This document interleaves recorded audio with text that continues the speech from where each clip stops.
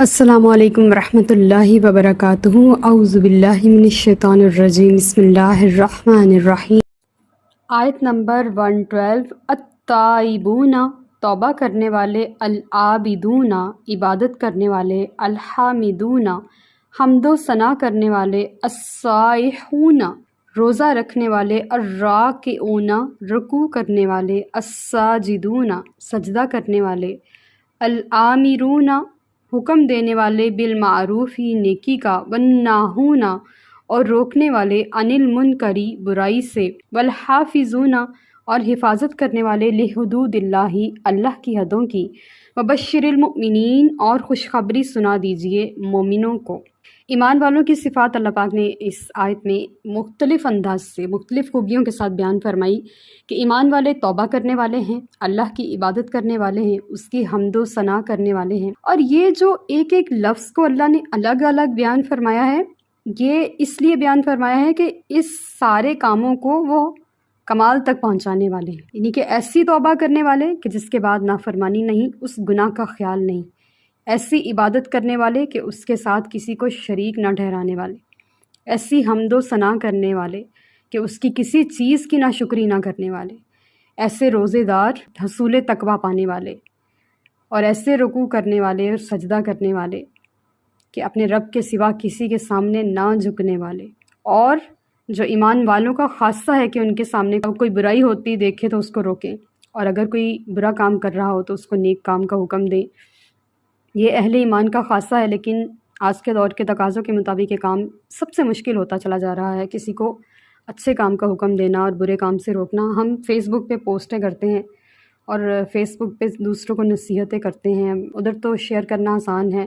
لیکن کسی کو سامنے سے یہ بات کہنا بہت مشکل ہے، جو بات ہم ایک پوسٹ شیئر کر کے کر دیتے ہیں، اور پھر خود اس بات پہ عمل کرنا اس سے بھی کئی گنا زیادہ مشکل۔ دوسروں کو سمجھانا، نصیحت کرنا سب سے زیادہ آسان ہے، لیکن خود اس راہ پہ چلنا بہت مشکل ہے۔ یہ کمزور ایمان کا درجہ ہے کہ ہم گناہ ہوتے دیکھتے ہیں اور دل میں برا جانتے ہیں، ہم برائی ہوتے دیکھتے ہیں لیکن ہم اس کو روک نہیں سکتے، ہم برا کام ہوتے دیکھتے ہیں لیکن ہم اس کو اچھے کام کا حکم نہیں دیتے۔ اگر ہم اپنے سلف صالحین کو دیکھیں تو سیدنا عمر فاروق رضی اللہ تعالیٰ عنہ اس معاملے میں بہت سخت تھے، اور کوئی ان کے سامنے غلطی کرنے کی جسارت نہیں کر سکتا۔ اور بھی سلف صالحین کا یہ مزاج تھا کہ ان کا حیا کیا جاتا تھا، لیکن آج کل کسی کا بھی حیا نہیں کیا جاتا، کہ بندہ چھپ کے بھی گناہ نہیں کرتا، کھلم کھلا گناہ کرنا فاسق ہونے کی علامت ہے۔ اور اللہ تعالیٰ ہمیں محفوظ رکھے کہ ہم اپنے گناہوں کے خود ہی پردہ دار نہیں رہے تو اپنے رب سے کیا کل قیامت والے دن امید رکھیں گے کہ وہ ہمارے گناہوں پہ پردے رکھ کے ہمیں معاف فرما دے، جبکہ ہم نے خود اپنے گناہوں کا پرچار کر لیا اور اس کے اوپر فخر کر کے لوگوں کو بتایا کہ میں تو یہ گناہ کرتا ہوں۔ نعوذ باللہ من ذالک، ربنا لا تجعلنا منہم۔ یہ آیت میں جو خوبصورت الفاظ ہیں، اللہ کی حدوں کی حفاظت کرنے والے، نگہبانی کرنے والے، اللہ کی حدوں کی پاسداری کرنے والے، یہ آج کے دور میں اگر میں کہوں تو میرا نہیں خیال کہ کوئی کر رہا ہے، الا ماشاء اللہ، جنہیں اللہ نے توفیق عطا فرمائی، لیکن یہ سب سے مشکل ہے۔ ہمیں پتہ ہی نہیں چل رہا کہ کہاں پہ آ کے اللہ کی حد شروع ہو رہی ہے اور کہاں پہ گناہ کا جو دل میں کھٹکنے کا احساس ہے گناہ کا، وہ ختم ہو رہا، وہ کم ہو رہا ہے، اور ہم کر رہے ہیں اور پتہ بھی نہیں چل رہا، اور دل میں کوئی ملال بھی نہیں آ رہا کہ ہم یہ غلط کر رہے ہیں، یہ گناہ کر رہے ہیں۔ تو اللہ کی حدوں کی حفاظت کرنا، اس نے جہاں جس دائرے کے اندر شریعت نے حکم دے دیا نا، اس دائرے کے اندر رہنا ہے تو بس اس کے اندر ہی رہنا ہے، باؤنڈری کراس نہیں کرنی۔ باؤنڈری سے باہر جہنم ہے، باؤنڈری سے باہر جہنم سے بھی سب سے زیادہ بری اور سب سے زیادہ تکلیف دہ چیز اللہ کی ناراضگی، اس کے محبوب علیہ الصلوۃ والسلام کی ناراضگی ہے۔ یہ سب سے زیادہ تکلیف دہ عمل ہے جس سے ہمیں رکنا ہے۔ اللہ اور اس کے محبوب کو ناراض نہیں کرنا، محبوب علیہ الصلوۃ والسلام کی خاطر ہی تو ہم اس دنیا میں آپ کی پہچان کے لیے، آپ کی معرفت کے لیے، آپ کے امتی بن کے الحمدللہ آئے ہیں۔ تو اگر وہ ناراض ہو گئے تو دونوں جہاں تو گئے نا، اللہ نہ کرے کبھی ایسا ہو۔ تو اللہ اور اس کے رسول نے جو حدیں طے کی ہیں وہ ہماری حفاظت کے لیے ہیں، ہمارے دونوں جہانوں کی کامیابی کے لیے ہیں، ہماری ہی بہتری اور اصلاح کے لیے، اس میں ہمارا نقصان نہیں ہے، وہ فطرت کے قریب ترین ہے۔ اور اگر ہم پردہ کریں گے ہمارے بال محفوظ رہیں گے، گندی نظروں سے محفوظ رہیں گے۔ اگر ہم کسی غیر محرم سے زیادہ کلوز نہیں ہوں گے تو ہمارے دل میں کھٹک اور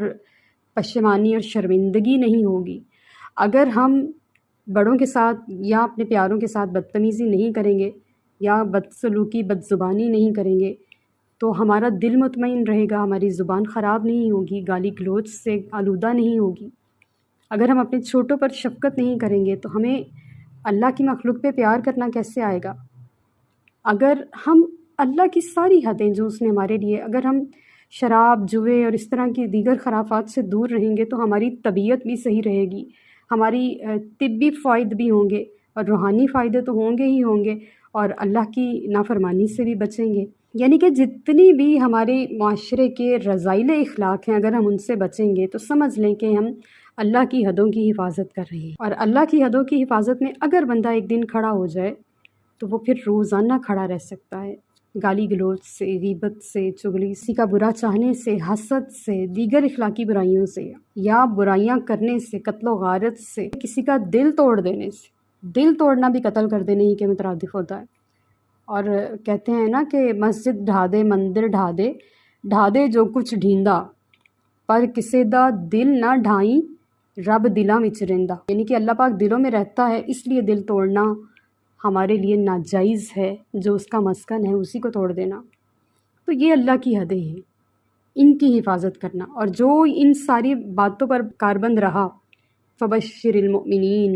تو بس مومنوں کے لیے، ایسے مومنوں کے لیے خوشخبری ہے۔ آیت نمبر 113، ما کانا نہیں ہے درست نبی علیہ السلام کے لیے، والذین آمنوا اور ایمان والوں کے لیے، ان یستغفروا کہ بخشش طلب کریں، للمشرکین مشرکوں کے لیے،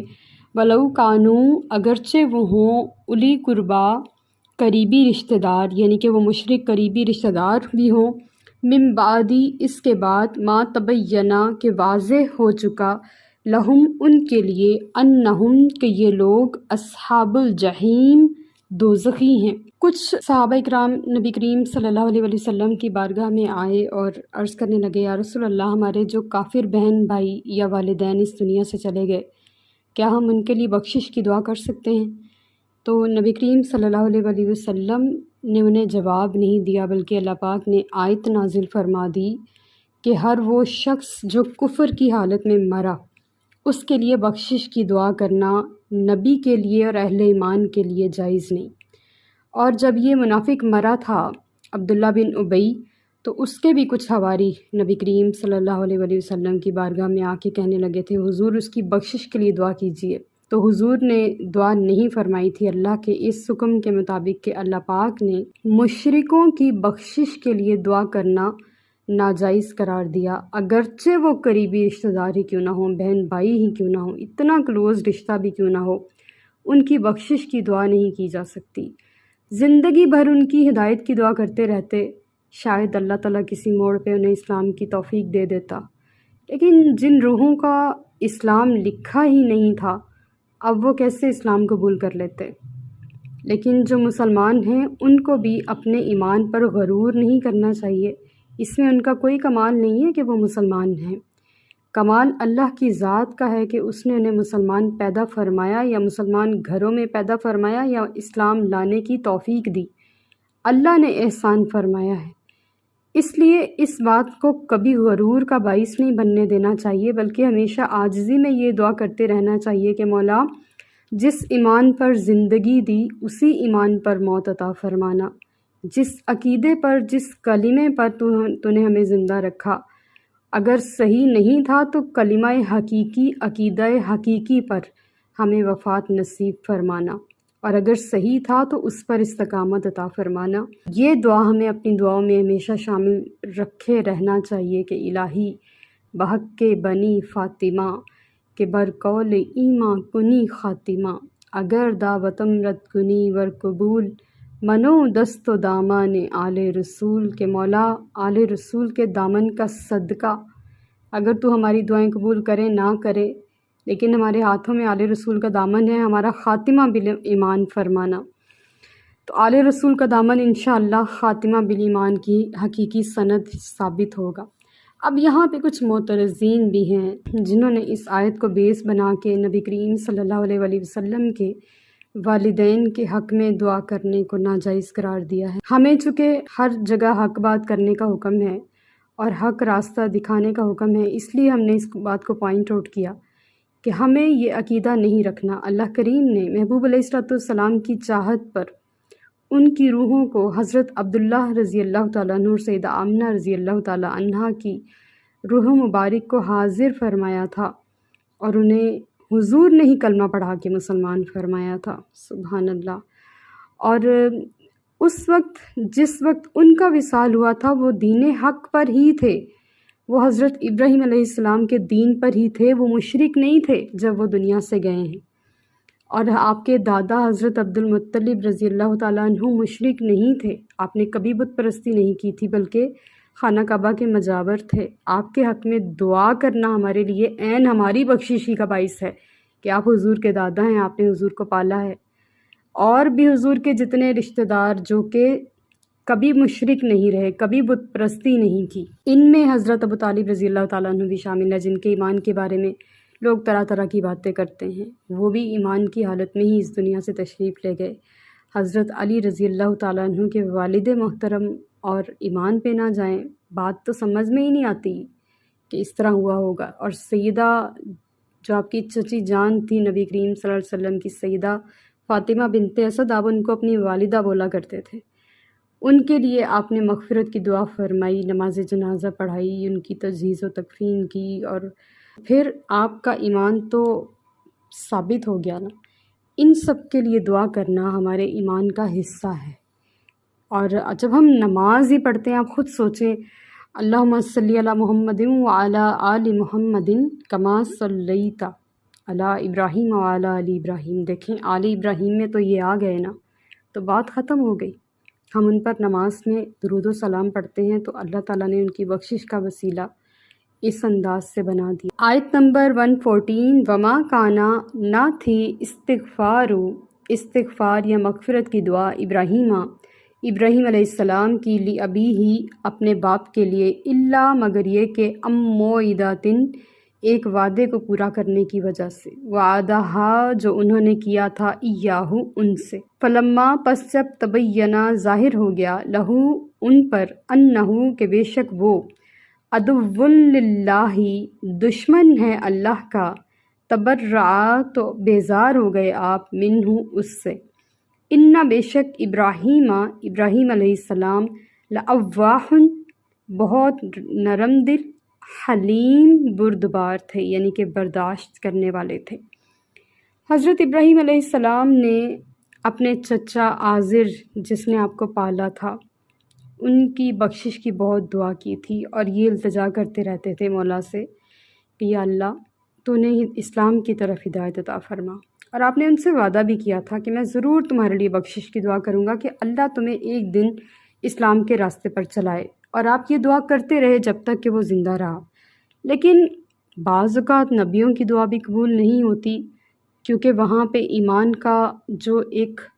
شمع جلنی چاہیے تھی اس دل میں موجود نہیں تھی، تو اس دعا نے اس شمع کو روشن نہیں کیا، یعنی کہ وہ ان کے حق میں بہتر نہیں تھی، سیدھی سی بات۔